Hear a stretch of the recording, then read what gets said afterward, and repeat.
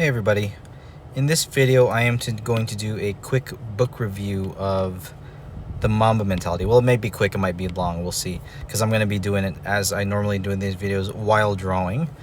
So I do have the Holy Family piece right here, and I'm going to be working on completing the line art. I did get started on the color, but just sort of flat colors right here. I'm not going to worry about it too much. I just want to really solidify the ink drawing that I have here. So I just finished this morning, the book written by Bryant before he passed away. I don't remember what year he passed away, but it's his book that a lot of people refer to his philosophy, the Mamba mentality. Now, I'm just going to do a quick book review on it and, be referencing some other things that I've read or read parts of, or just general concepts that I'm familiar with. Now, Bryant was, I'm not going to say the GOAT, right? But he was the best. He was the best for his time. I'm not going to say the best of all time. I don't want to get into that bait, but he was a truly, truly great basketball player. Now, the other book that I had just read before, the Mamba mentality, was Can't Hurt Me by David Goggins. And it's interesting reading these top athletes, and David Goggins is a top athlete, but the thing about David Goggins is that he's also a Navy SEAL, he's also an Army Ranger, he's an Air Force, he did and he's a long distance runner, ultra marathon runner. Now the things that he gets into are deeper, I would say, personally, than what Kobe gets into in his book. Now, Kobe doesn't get too much into his personal life, whereas Goggins talks deeply about his personal life and his childhood, his troubled childhood, and the things that he, that got him going. Kobe doesn't talk too much about his personal motivations as much as he does his love for basketball, his love for the craft. And after having read that, I actually find it similar to I come from a background of esports, right? I came from Super Smash Bros. Melee, and there's a lot of fun stories in Super Smash Bros. Melee. There's a lot of documentaries, a lot of coverage of the star players of that game. And what I found is that the thought processes and practice regimens are very similar. Now, an esport like Smash has not had as much history and as much, arguably as much talent, arguably as much work as a game like basketball. Basketball being a lot more competitive, a lot more widespread, a lot more athletic than an esport, than a video game. Again, not to talk bad about any of the players who play Smash. I mean, the reason I got out of the Smash community is because I found myself addicted to gaming. I had an unhealthy relationship with video games, and I could not continue. So I got out of that scene. Now I don't see myself going back, because I know that my brain's relationship with games is unhealthy. I can't, I'm at a place right now I just cannot handle that kind of stimulus. But when I was in that scene, and I would analyze the top players, and getting in also into the fighting game community like Street Fighter and stuff, I would think about what made a champion. And a lot of the stuff that Kobe's talking about is arguably, it's similar and arguably the exact same stuff that goes into mastery of any other kind of craft. Now, I'm a big fan, well, I don't want to say big fan, but I understand a little bit about the science of Stephen Wolfram. I don't know if any of you know him. And again, this isn't just about Kobe's book. I'm going to be making references to a lot of stuff that I think about. Stephen Wolfram is the author of a book called A New Kind of Science, where he looks at cellular automata, he looks at complex systems and evolution, and mostly computation. And he has some concepts that he illustrates, one of them called computational equivalence. Well, I'm trying to get Mary's hand here, and I think I need to understand where the knuckles are going to be. I think right here, these are going to be my knuckles. Where's the pinky? I think I'm having trouble find the pinky and the index. I'm going to stop talking for a moment and continue in a little bit as I find the gesture here, because I was not able to concentrate on the gesture of the hand while I was talking about that topic. something like this.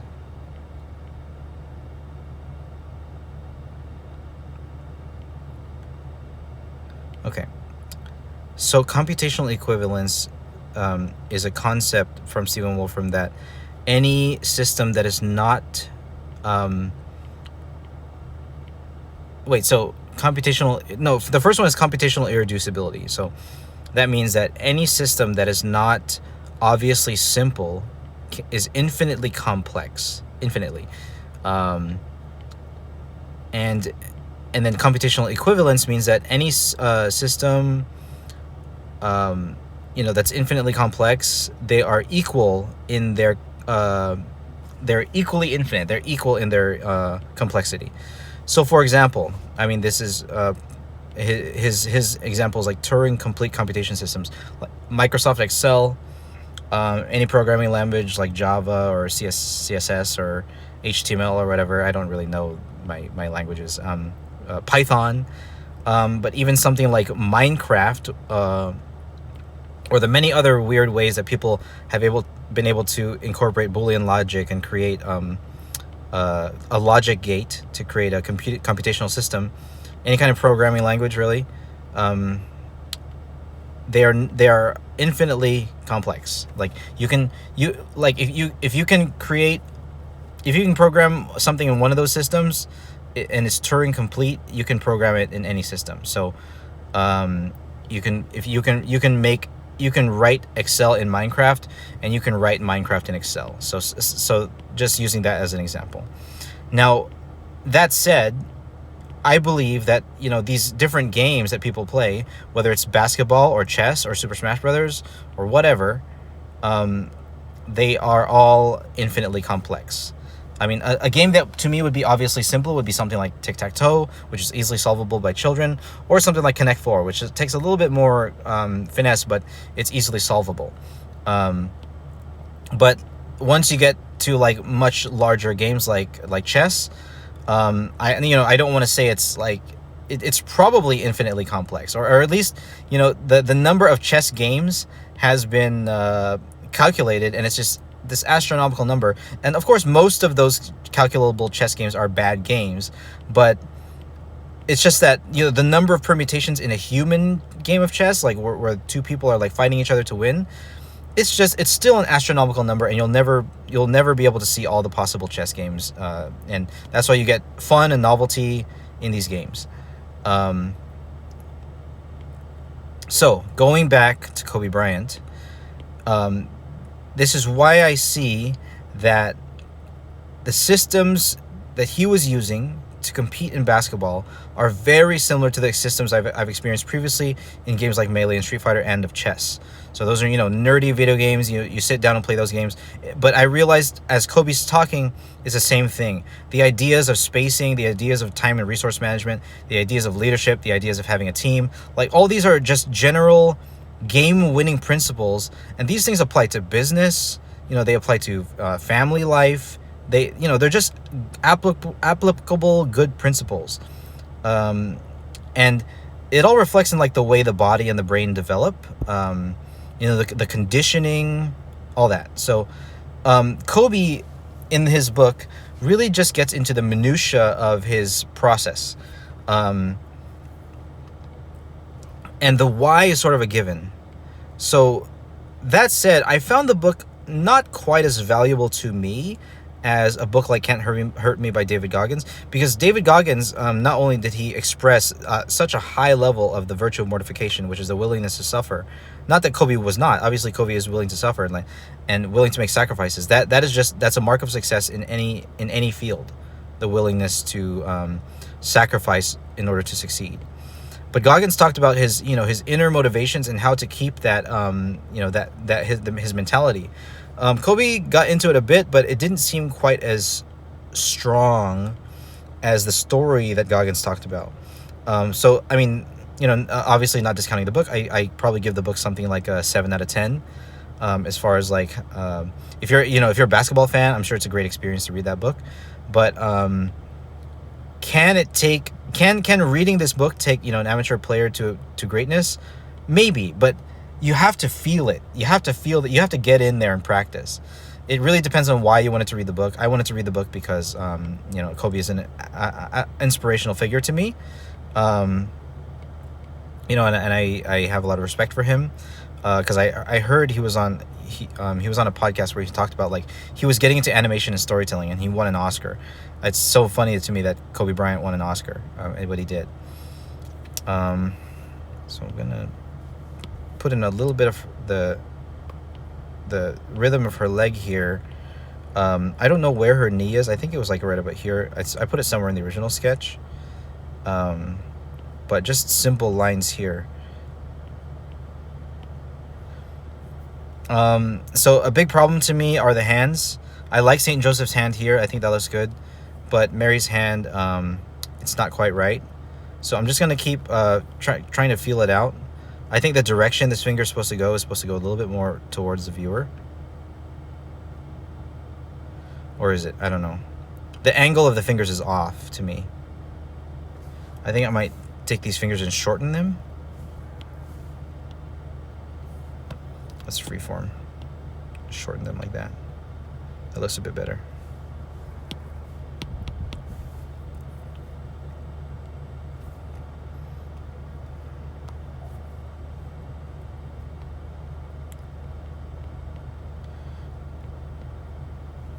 Okay, so I feel like, and as I've mentioned before, the next book I'm going to read is With God in Russia by Walter Ciszek, Father Walter Ciszek, who was a priest who was captured and trapped in Russia and subjected to prison and labor camps for over 20 years.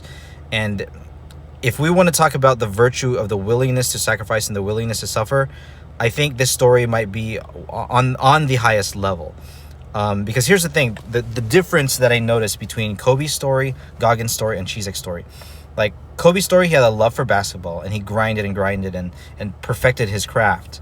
And that kind of grind I've seen in esports stars and chess players. And I would imagine that in top football players, top baseball players, you're going to see the same game theory principles applied and the same work ethic applied. Now, with Goggins' story, he talked more about his personal life, child abuse, the military, and the type of abuse you have to subject yourself to in the military in order to become a top soldier, because you're training for life and death situations, and you have to suffer because that's what the job is. The job is suffering for the sake of whatever mission it is that you need to carry out. So there's a lot of meaning there. And the same thing applies. Like, in the military, I mean, you're trying to win. You're trying to win a zero-sum game, where you have to defeat your opponent. And I know that life is not a zero-sum game, but if you're having to defeat an opponent, you have to go through the same type of game theory in any zero-sum game, where one side wins and the other side loses. Of course, there are things that are not zero-sum, like resources and communication and stuff like that. But as far as like win and loss, that's zero-sum. But a lot of Goggins' book was about like personal, one-player games of like athleticism, ultra marathons. It's not like you don't have opponents, but I don't know. It's kind of similar to how I look at games like golf or bowling. It's like they are one-player games, and I'm sure that you can have opponents in the sense that in the nature of a tournament, you might have like adversaries that can affect you psychologically, but they're not directly fighting you as in a tennis match or a boxing match. That's quite different. So yeah, Goggins' book is about that. But Cizek's book, this is like involuntary slavery, servitude, and somehow Father Walter, finds the reason to live. He finds the grace of God and the meaning of God. He solves his own problem of evil and talks about it. So that's what I'm really excited to read. And I'm sure Kobe did have a story like that, but it's not one that he told in his book. The book focused on the mastery of the game, his opponents, his coaches, and all his practice regimens, his meditations, things like that. He didn't get into his personal life. Didn't get into any faith beliefs that he has, and I'm sure he didn't feel the need to. That's not what the book was about. But it's interesting because, I've heard people talk, hey, Mamba mentality, hashtag Mamba mentality, for many years. I mean, I thought it would be a bit deeper than that, but and it's not that it's not deep. Like I said, anything is infinitely deep. Anything that's not obviously simple is infinitely deep. But I'm searching personally for virtue, and he has a lot of virtues for sure, Kobe, and he talked about them. But right now, for me, I'm searching for the virtue of mortification. So the book was not as useful for me as I think, but still, it is useful in the sense that I could apply all these things in my daily life, personal mastery over the mission that I have today, which is to love and serve my family. Definitely not a zero-sum game, and definitely not a one-player game either. I mean, it's, there's a lot of things I need to achieve for my family, but I have to interplay with their needs. So it's a game of nurture, and I think that's wonderful. That's a game that I have not yet played. It's like a Tamagotchi, kind of game, or I suppose a Harvest Moon kind of game. But just in real life, I'm dealing with real people who need my help. It's a support role kind of game. Like if I'm going back to playing some MMO game or League of Legends, I'm playing the support role. Being a father and a husband it is a lead role. It is a carry role, but the role is to take care of the family, to make sure they live and thrive. Do I have opponents out in the real world? Sure. Do I have adversaries out in the real world, like philosophically, religiously, ideologically? Sure. Am I to engage with them? Sure. Am I to do my job, just gather resources? Yeah.